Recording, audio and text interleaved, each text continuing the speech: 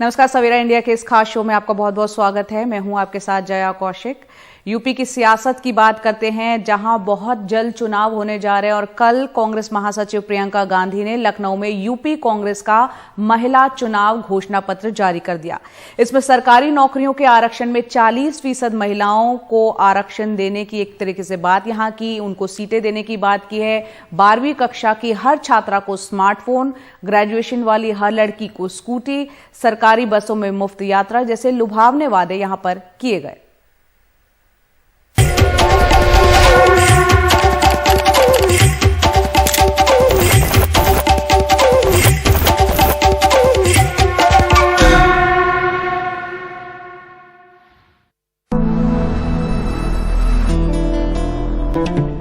गिरिनन्दिनि नन्दितमेदिनि विश्वविनोदिनि नन्दनुते।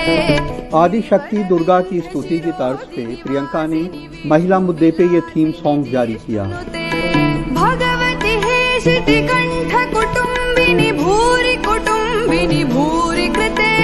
जय जय हे महिषासुरमर्दिनि रम्यकपर्दिनि शैलसुते। उसके बाद उन्होंने महिलाओं के लिए एक अलग मैनिफेस्टो भी जारी किया। ये जो हिस्सेदारी है, इससे जो इम्बैलेंस है राजनीति में महिलाओं का, उसको हम ठीक करने की कोशिश करना चाहते हैं। संसद और विधानसभाओं में महिलाओं का प्रतिनिधित्व आज 14% से कम है। जब 40% महिलाएं टिकट लेंगी और चुनाव लड़ेंगी, आशा है कि ये बढ़ेगा। कांग्रेस दफ्तर में आज महिलाएं बड़ी तादाद में पहुंची थीं। सबके हाथों में लड़की हूं, लड़ सकती हूं नारा लिखी तख्तियां थीं। इसके बड़े बड़े कटआउट हर तरफ लगे हुए थे। देश की सियासी तारीख में पहली बार किसी पार्टी ने महिलाओं के लिए अलग मैनिफेस्टो जारी किया है। दृढ़ निश्चय, सक्षमता, शक्ति, ये महिला के सहज गुण होते हैं। इसके साथ साथ करुणा, दया, आशा, साहस, ये सब महिलाएं, उनका गुण होता है। हम चाहते हैं कि ये गुण राजनीति में भी प्रकट हो। कांग्रेस के महिला मैनिफेस्टो को 5 हिस्सों में बांटा गया है: स्वावलंबन, शिक्षा, सम्मान, सुरक्षा और सेहत। इसमें वादा है कि 12वें दर्जे की लड़कियों को स्मार्टफोन, ग्रेजुएशन करने वाली लड़कियों को स्कूटी, आरक्षित सरकारी पदों पे 40% महिलाओं की भर्ती, पुलिस में 25% महिलाओं की भर्ती, मनरेगा में 40% काम महिलाओं को, राशन की दुकानें 50% महिलाओं को, आंगनबाड़ी वर्कर और आशा बहुओं को 10,000 मानदेय, सरकारी बसों में महिलाओं को मुफ्त यात्रा, बुजुर्ग और विधवा को 1,000 रुपए महीना पेंशन और महिलाओं का 10 लाख तक का इलाज मुफ्त होगा। प्रियंका कहती हैं कि ये कोशिश सिर्फ चुनाव के लिए नहीं, बल्कि समाज में महिलाओं को मजबूत बनाने के लिए है। अगर नहीं भी जीते तब भी बहुत बढ़िया है, क्योंकि एक बार नहीं जीतेंगी, अगली बार और सक्षम बनेंगी। तो हमारी ये जो पहल है, ये सिर्फ चुनाव के नजरिए से नहीं है। हम बहुत स्पष्ट हैं, हम महिलाओं के सशक्तिकरण के लिए एकदम पूरी तरह से संजीदगी से हम पहल लेना चाह रहे हैं। अभी भी गांवों में जो महिलाएं या तो जातियों के आधार पे या अपने घर के पुरुषों के कहने पे वोट देती हैं, क्या वो इतनी जल्दी महिला मुद्दे पे कांग्रेस के साथ आएंगी? ये एक बड़ा सवाल है। लेकिन प्रियंका गांधी कहती हैं कि वो चुनाव के लिए नहीं, महिलाओं को सशक्त करने के लिए यह आंदोलन चला रही हैं। लखनऊ में आलोक पांडे, कैमरामैन विनीत वर्मा के साथ कमाल Khan, NDTV India. Gorakhpur rally में लाल टोपी मतलब यूपी के लिए रेड अलर्ट वाले प्रधानमंत्री के बयान पर राजनीतिक घमासान काफी तेज हो रहा है। बुधवार को प्रधानमंत्री कार्यालय ने पीएमओ इंडिया ट्विटर हैंडल से प्रधानमंत्री के भाषण के कुछ हिस्सों को ट्वीट कर दिया और इस पर विवाद और ज्यादा बढ़ गया है। देखते हैं रिपोर्ट। लाल टोपी वालों को सरकार बनानी है, आतंकवादियों पर मेहरबानी दिखाने के लिए, आतंकियों को जेल से छुड़ाने के लिए। और इसलिए याद रखिए, लाल टोपी वाले यूपी के लिए रेड अलर्ट है, रेड अलर्ट। यानी खतरे की घंटी है। गोरखपुर की रैली में प्रधानमंत्री नरेंद्र मोदी के इस बयान को पीएमओ ने बुधवार को पीएमओ इंडिया के ऑफिशियल ट्विटर हैंडल पर जब ट्वीट किया तो राजनीतिक घमासान मच गया।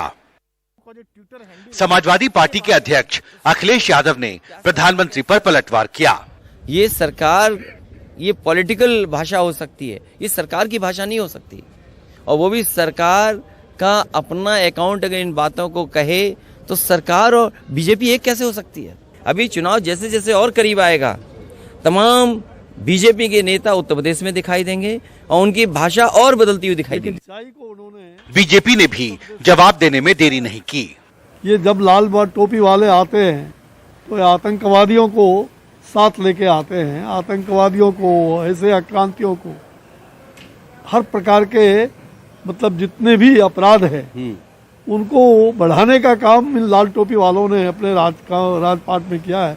उसको रेड अलर्ट करने का बात कहा कि भाई ये लाल टोपी वाले से अलर्ट लो, स्वाभाविक है। यह जो भावना उनकी है ये उत्तर प्रदेश की भावना है। विपक्षी दलों ने ऑफिशियल हैंडल पर प्रधानमंत्री के राजनीतिक भाषण साझा करने पर कड़ी आपत्ति जताई है। प्रधानमंत्री का ऑफिशियल ट्विटर हैंडल है और उस ऑफिशियल ट्विटर हैंडल से इस प्रकार की भाषा इस्तेमाल करना, आपको लाल टोपी से प्रॉब्लम हो जाती है, जालीदार टोपी से प्रॉब्लम हो जाती है, लुंगी से प्रॉब्लम हो जाती है। ये सरकार किस प्रकार की है? खुद मोदी जी काली टोपी लगाते हैं, उनकी पूरी पार्टी काली टोपी लगाती है, उनकी जो मातृ संस्था है वो काली टोपी लगाती है।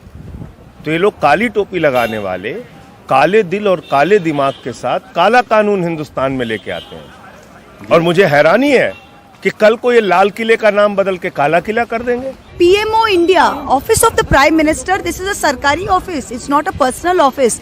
नरेंद्र मोदी जी हमारे प्रधानमंत्री है और ये बीजेपी के मेंबर है। वो अपना ट्विटर हैंडल से अगर वो पॉलिटिकल कुछ ट्वीट करना चाहते हैं तो ट्वीट कर सकते हैं। पीएमओ इंडिया से कैसे कोई लाल टोपी सरकार या नीली टोपी सरकार के बारे में ट्वीट कर सकते हैं? There is no sense of propriety left in this government. हालांकि बीजेपी ने साफ किया, प्रधानमंत्री कार्यालय ने पीएमओ के ऑफिशियल ट्विटर हैंडल से जो ट्वीट किया है उसमें कुछ भी गलत नहीं है। प्रधानमंत्री नरेंद्र मोदी पर हमेशा चुनावी मोड में रहने का आरोप लगता रहा है, लेकिन इस बार गोरखपुर की सभा में उनके एक राजनीतिक भाषण को जिस तरह से पीएमओ इंडिया के ऑफिशियल ट्विटर हैंडल पर शेयर किया, उस पर नए सिरे से अब सवाल उठ रहे हैं। संसद भवन से राजीव रंजन और आजम के साथ हिमांशु शेखर, एनडीटीवी इंडिया। तो जाहिर सी बात है, प्रधानमंत्री के पीएमओ इंडिया के ट्विटर हैंडल से जब इस तरह के भाषण के अंश को ट्वीट किया जाएगा तो सवाल उठेंगे ही। बहरहाल प्रधानमंत्री के अब ड्रीम प्रोजेक्ट की बात करते हैं। काशी विश्वनाथ कॉरिडोर लगभग 5 लाख वर्ग फुट में बनाया जा रहा है, जिसे 3 भागों में बांटा गया है और इस पूरे प्रोजेक्ट में चुनार के बलुआ पत्थर और राजस्थान के बालेश्वर स्टोन ग्रेनाइट का प्रयोग है। 13 तारीख को प्रधानमंत्री यहां पर जाएंगे और इसका लोकार्पण करेंगे।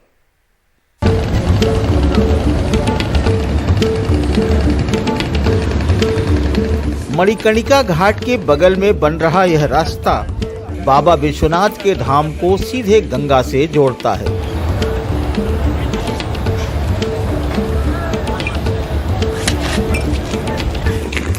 प्रधानमंत्री नरेंद्र मोदी भी 13 तारीख को इसी रास्ते से आ सकते हैं।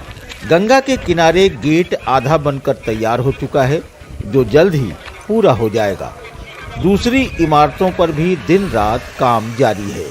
घाट की तरफ से ये पूरी सोच अपने प्राइम मिनिस्टर साहब की थी कि नदी को मंदिर से जोड़ना, क्योंकि यात्रालु इतनी सकड़ी गली से आते जाते हैं तो उनको बहुत तकलीफ पड़ती है। अगर एक ये रास्ता बन जाता है कि नदी से आदमी या नहा के आए या न नहा के आए, बट अगर नदी से उसको सीधा कॉरिडोर मिलता है तो इतने बड़े 5000 स्क्वायर मीटर में जो दर्शनार्थी आते हैं उसकी जगह 5 लाख स्क्वायर फुट में आप एंट्री दे देते हो तो काफ़ी एरिया खुल जाता है, जिससे ये ट्रैफिक जाम हो रहा था गलियों में, वो सब नहीं होगा। विश्वनाथ कॉरिडोर के मंदिर परिसर को सिर्फ बड़ा ही नहीं बनाया गया, बल्कि उसे भव्य रूप भी दिया जा रहा है। स्थापत्य में इसकी प्राचीनता भी झलकती है। बड़े बड़े मेहराबदार 4 द्वार, खूबसूरत नक्काशी वाले स्तंभ और प्रदक्षिणा पथ, जिसमें अलग अलग इलाके के पत्थर लगाए गए हैं। एक्चुअली जो पूरा कॉरिडोर बन रहा है उसमें परिसर जो है उसमें घड़ाई वाला पत्थर यूज हुआ, जो चुनार है, चुनार स्टोन बोलते हैं उसको, वो वाराणसी के बाजू में मिर्ज़ापुर से आया था। इस स्टोन को हम आबू ले गए, वो आबू को कढ़ाई करके फिर इधर लाके इंस्टॉल किया। मंदिर परिसर के अंदर फ्लोर जो आप देख रहे हो सारा मकराना मार्बल है, और जितना भी क्लेडिंग में स्टोन किया है हर बिल्डिंग में वो राजस्थान का बालेश्वर स्टोन है।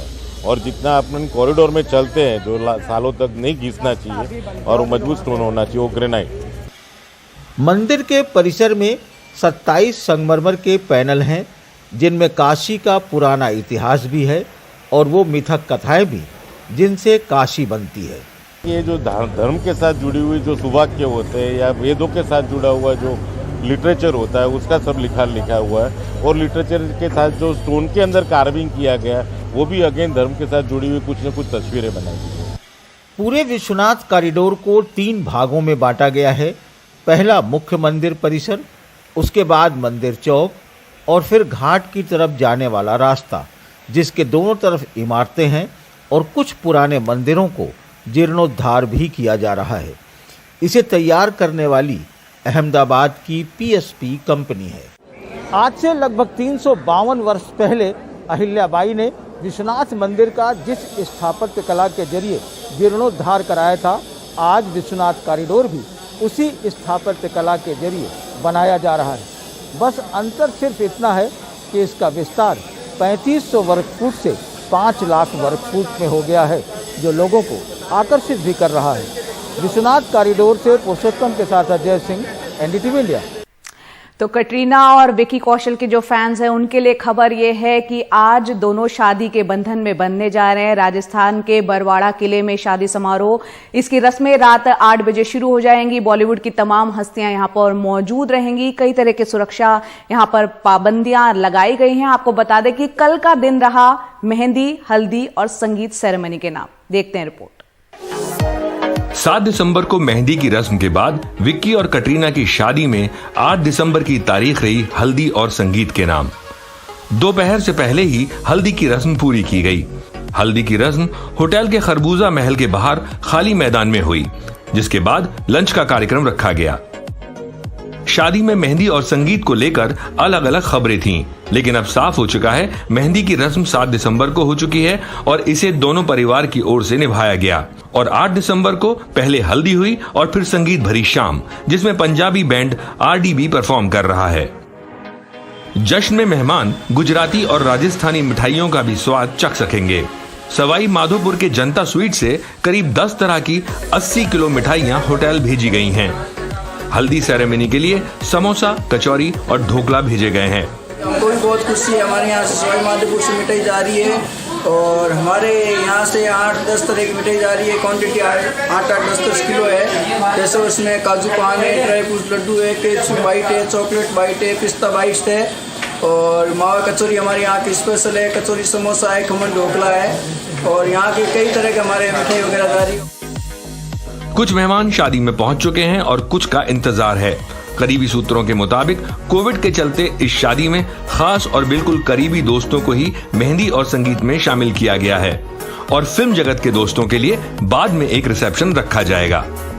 सवाई माधोपुर से सुदर्शन गुप्ता और मुंबई से प्रशांत सिसोदिया की रिपोर्ट।